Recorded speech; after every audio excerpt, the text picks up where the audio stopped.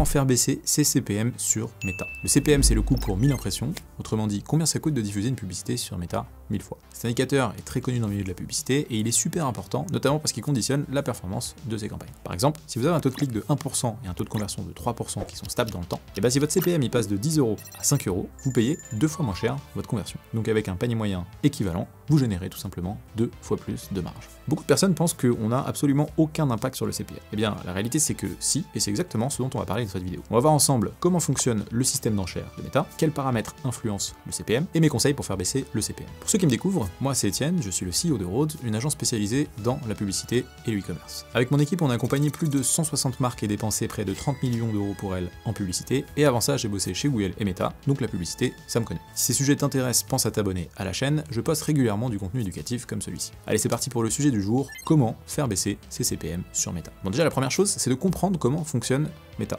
Meta, c'est une régie publicitaire, donc en gros, il dispose d'un inventaire publicitaire, soit des emplacements sur lesquels il diffuse de la publicité, qu'ils mettent à disposition des marques ou des annonceurs qui veulent diffuser de la pub auprès de clients potentiels. Et donc, quand plusieurs marques veulent diffuser de la pub au même endroit, au même moment, eh bien, il y a ce qu'on appelle un système d'enchères. Donc en théorie, c'est celui qui offre le plus qui gagne. Et bien ça, c'est en partie vrai, mais Meta explique très clairement sur sa documentation en ligne qu'il y a 5 critères qui rentrent en jeu pour décider de si une publicité va être diffusée ou non. L'objectif de la campagne, le budget, le calendrier de diffusion, l'audience et le contenu. Et donc en théorie, c'est sur ces 5 paramètres qu'il faut jouer. Bon, ça c'est ce que dit Meta en théorie, mais moi je vais vous dire ce que j'ai observé sur le terrain, et en réalité il y a d'autres choses qui influencent les résultats. Le premier point, c'est l'intensité concurrentielle. Par exemple, si vous êtes une marque de cosmétiques, et bien en France, pour des campagnes de conversion, vous allez payer à peu près 12 ou 13 € votre CPM. Le deuxième point, c'est la saisonnalité. Évidemment, il y a des périodes sur lesquelles il y a beaucoup d'intensité publicitaire, comme par exemple Black Friday ou Noël, toutes les marques veulent diffuser en même temps, donc vu que l'inventaire ne grossit pas, et bien il y a plus de demandes que d'offres, ce qui fait monter le prix. Troisième point, c'est la taille de l'audience. Comme Meta l'explique très bien, plus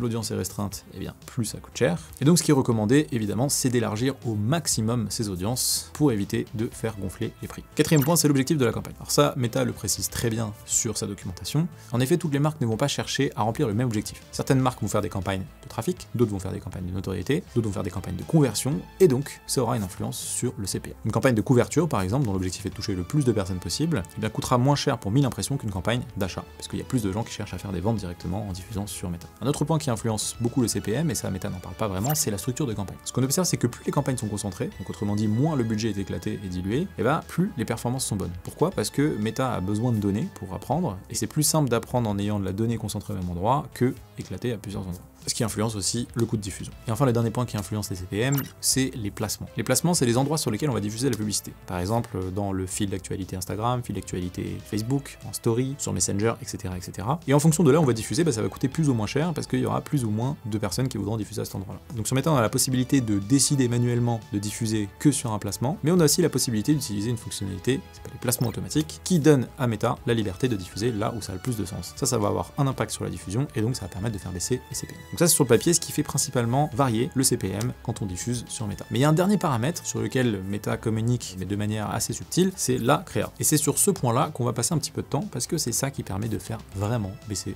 les coûts. En fait, déjà, il faut comprendre comment l'algorithme il fonctionne. Meta, c'est un réseau social avec des utilisateurs, et ce qu'il monétise, c'est le temps d'attention de ces utilisateurs. Donc Meta, ils ont un enjeu majeur qui prime sur tout le reste, c'est que les utilisateurs restent le plus longtemps possible sur la plateforme. Parce que plus ils restent, plus ils ont d'inventaire à diffuser, et donc plus ils peuvent vendre de la pub et faire de l'argent. Mais la question, c'est qu'est-ce qui fait rester les utilisateurs sur Instagram et ou sur Facebook? Et là, c'est du contenu de qualité. Parce que si ton contenu est pas intéressant, tu vas passer très rapidement et tu vas aller sur d'autres plateformes. Et c'est là que ça devient intéressant. Parce qu'en gros, si tu as un contenu qui est pas qualitatif, pas adapté à ton audience, ou alors qui est beaucoup trop évident que c'est une publicité, qu'est-ce qui va se passer? Les utilisateurs qui vont le voir dans leur feed, ils vont swiper, et Meta va comprendre que le contenu ne leur plaît pas, donc il est intrusif, et il va te pénaliser en te faisant payer plus cher tes CPM. A l'inverse, si ton contenu il est organique, qui se fond dans la masse et que les gens le consomment comme s'ils consommaient du contenu qui n'est pas publicitaire, et Meta va te récompenser en diminuant tes CPM. Donc la vraie clé pour baisser ces CPM, au-delà des audiences, des placements, etc., c'est de construire des créas, vidéos, statiques, carousels, etc., qui se fondent dans la masse et qui sont quasiment natives. Et c'est d'ailleurs le principe du camouflage qui existe depuis la nuit des temps dans la publicité. C'est pas pour rien qu'à l'époque on mettait des pubs dans des journaux. Mais alors est-ce que ça veut dire que même une marque de luxe, elle va faire des TikTok extrêmement organiques? Non, pas forcément. Ce qu'il faut, c'est qu'elle fasse du contenu que son audience a l'habitude de consommer. Donc si son audience consomme des reels qui sont tournés à l'iPhone sans montage professionnel, il faut que ça y ressemble, sinon elle risque d'être pénalisée. Par exemple, un de nos clients qui fait des campagnes avec objectif d'achat, et bien il a des CPM à moins de 2 euros, alors qu'il dépense près de 100 000 euros par mois juste sur Meta en France. Et la seule différence avec d'autres comptes, au-delà du fait que c'est pas forcément la même industrie, c'est que ces créas, elles sont extrêmement organiques. Donc elles se font très bien dans la masse, ce qui fait diminuer les coûts. C'est tout pour cette vidéo, j'espère que ce contenu t'a été utile et que tu as appris des choses. Si c'est le cas, n'hésite pas à mettre un petit like et à t'abonner. Et je te dis à très vite pour une nouvelle vidéo. C'était Étienne.